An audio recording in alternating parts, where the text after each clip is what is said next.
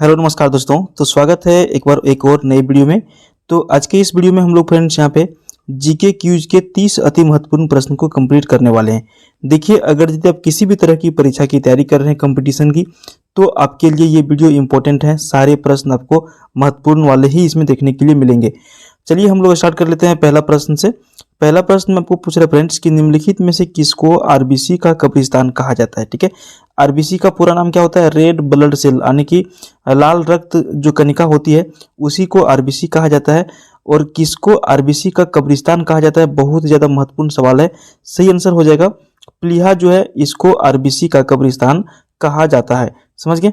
चलिए दूसरा प्रश्न हम लोग देख लेते हैं, जो बहुत ही खतरनाक एक तरह से सवाल कर सकते हैं। तंबाकू वैसे भी जो है सेहत के लिए बहुत ज़्यादा हानिकारक होती है, तो वही पूछ रहे तंबाकू से संबंधित कि तंबाकू का धुआं स्वास्थ्य के लिए हानिकारक है क्योंकि उसमें होता है। देखिए, तंबाकू का जो धुआं होता है स्वास्थ्य के लिए बेजोड़ तरह से जो है हानिकारक होती है। इसमें निकोटीन पाया जाता है। ठीक है, तंबाकू का सेवन लोगों को करना भी नहीं चाहिए क्योंकि तंबाकू से कैंसर भी होने का ज़्यादातर संभावना रहता है। तो तंबाकू का जो धुआं होता है वो स्वास्थ्य के लिए बिल्कुल हानिकारक होता है क्योंकि इसमें निकोटीन पाया जाता है। अगला प्रश्न देखिए, शरीर के साथ संपर्क में स्प्रिट ठंडी अनुभूति देती है क्योंकि वह, देखिए स्प्रिट जो है जैसे ही शरीर के साथ संपर्क में आता है तो बेजोड़ तरह का जो क्या है कि ये ठंडा हमें जो है महसूस कराता है। इसका रीजन क्या है? तो इसका रीजन है अत्यंत वाष्पशील होना। ठीक है, स्प्रिट, इसीलिए इसका क्या होता है, हमें शरीर के संपर्क में आने से स्प्रिट हमें ठंडी अनुभूति देती है। अगला प्रश्न देखिए, निम्नलिखित में से आरबीसी का कब्रिस्तान किसको कहा जाता है? अभी जस्ट अपने एक नंबर में प्रश्न में आंसर देख लिया है। तो यहाँ पर आपको दोस्तों 30 प्रश्न जो है ना, 30 प्रश्न में से एक दो प्रश्न आपको रिपीट इसलिए मिलेंगे ताकि आपका जो ये रिवीजन होते चला जाए, कि तुरंत आपको याद आ जाए। जैसे भी पहला प्रश्न में हम लोगों ने इसका आंसर देख लिया है, ऑप्शन बी इसका बिल्कुल सही आंसर हो जाएगा। प्लीहा जो है इसको आरबीसी का कब्रिस्तान कहा जाता है। समझिए, देखिए आपको हम बता दें कि इस चैनल पर जो है प्रत्येक दिन नया वीडियो कुछ ना कुछ जीके का देखने के लिए मिलता है और सभी प्रश्न यहाँ पर हम लोग जो है इंपॉर्टेंट वाले ही सेलेक्ट करके लाते हैं। तो अगर यदि आप किसी भी तरह की परीक्षा की तैयारी करते हैं तो आप हमारे चैनल को सब्सक्राइब कर सकते हैं। ठीक है, अगला प्रश्न देखिए 5 नंबर पूछ रहा है कि भारतीय संसद में लोक लेखा समिति का अध्यक्ष कौन होते हैं? तो भारतीय संसद में लोक लेखा समिति का जो अध्यक्ष होते हैं वो विपक्षी दल के नेता होते हैं। करेक्ट आंसर ऑप्शन ए के साथ चला जाएगा। अगला प्रश्न है, किलोवाट घंटा एक यूनिट है। तो किलोवाट घंटा जो एक यूनिट है ये ऊर्जा का यूनिट है। ठीक है, किलोवाट घंटा एक यूनिट है ऊर्जा का। अगला प्रश्न देखिए, मरकरी जो है, आपके सामने 4 ऑप्शन है। मरकरी क्या चीज होता है? ठोस होता है, द्रव अधातु होता है, ठोस अधातु होता है या फिर द्रव धातु होता है? तो मरकरी जो है फ्रेंड्स ये आपका द्रव धातु होता है। मरकरी क्या होता है? द्रव धातु होता है। अगला प्रश्न देखिए, पूछ रहा है कि पहले अविश्वास प्रस्ताव और दूसरे अविश्वास प्रस्ताव के बीच कितना अंतर होना चाहिए? तो देखिए, पहला अविश्वास प्रस्ताव जो लाया जाता है और उसको लाने के बाद अगर यदि दूसरा अविश्वास प्रस्ताव को लाया जाता है तो इसके बीच कम से कम क्या होना चाहिए? 6 महीने का जो है समय अंतराल होना चाहिए। देखिए, वीडियो आपको पसंद आ रहा है तो वीडियो लाइक जरूर कर लीजिएगा क्योंकि यहाँ पर जो है आपके एक लाइक से हमें मोटिवेशन मिलता है और हमारा वीडियो जो है और भी लोगों के डिस्प्ले में शो करता है, तो वहाँ से हमें थोड़ा सा क्या है कि 2-4 रुपये इनकम हो जाते हैं। सीधा सीधी बात यही है। अगर यदि आपको भी पसंद आ रहा है तो वीडियो को लाइक जरूर कर लीजिएगा। अगला प्रश्न देखिए, किनके शासनकाल में वर्धमान, महावीर और गौतम बुद्ध दोनों ने अपने सिद्धांतों के प्रवचन दिए? करेक्ट आंसर इसका हो जाएगा अजात शत्रु के शासनकाल में वर्धमान, महावीर और गौतम बुद्ध दोनों ने क्या किया? अपने अपने सिद्धांतों के हिसाब से जो है इन्होंने प्रवचन दिया था। उस टाइम के शासक कौन थे? किनका शासनकाल था? तो अजात शत्रु का शासनकाल था। अब आपको लग रहा होगा कि हम यहाँ पर जो है लाइक करने के एवज में पैसों की बात क्यों की है? क्योंकि देखिए यूट्यूब का जो है ना एक अभी ये ट्रेंडिंग हो रहा है कि अगर आपका वीडियो जितने भी डिस्प्ले पे शो करता है उसमें से जितने लाइक आता है ना, तो उसी के हिसाब से आपका वीडियो को रेटिंग मिलता है। और रेटिंग मिलने के बाद जो है यूट्यूब जो है और भी बहुत सारे लोगों के मोबाइल में डिस्प्ले पे शो करता है जहाँ से हमें क्लिक मिलते हैं और हमें जो है क्लिक के ही पैसे मिलते हैं। क्योंकि देखिए आपको तो इसमें कोई पे करना होता नहीं है, नहीं आपको लाइक करने का पैसा लगता है।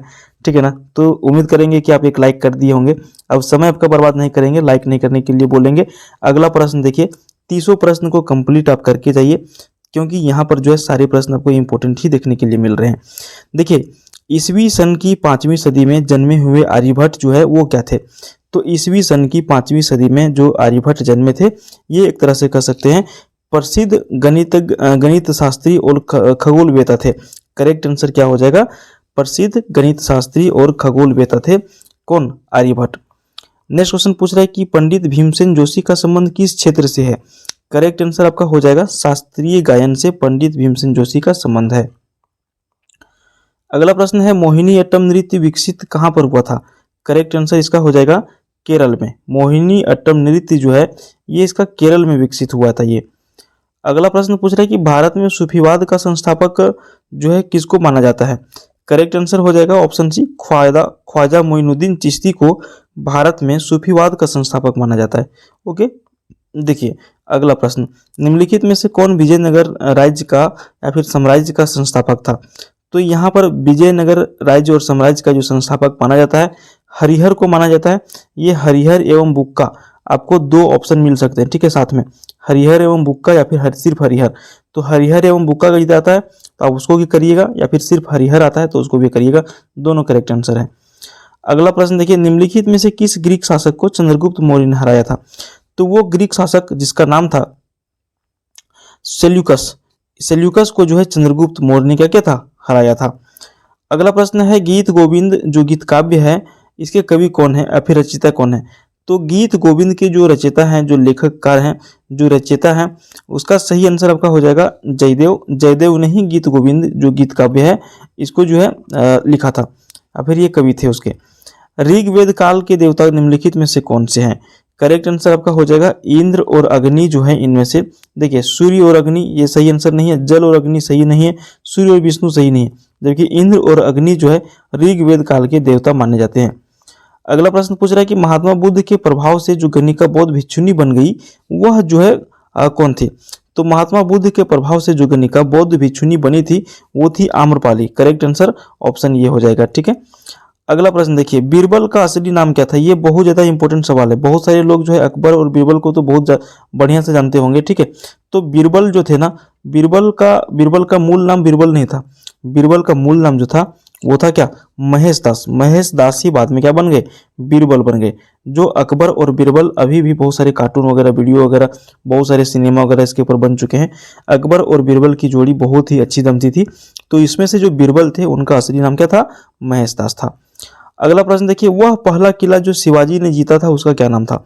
तो शिवाजी के द्वारा जीते गए पहला किला जो था उसका नाम था तोरण किला को शिवाजी ने पहली बार जीता था।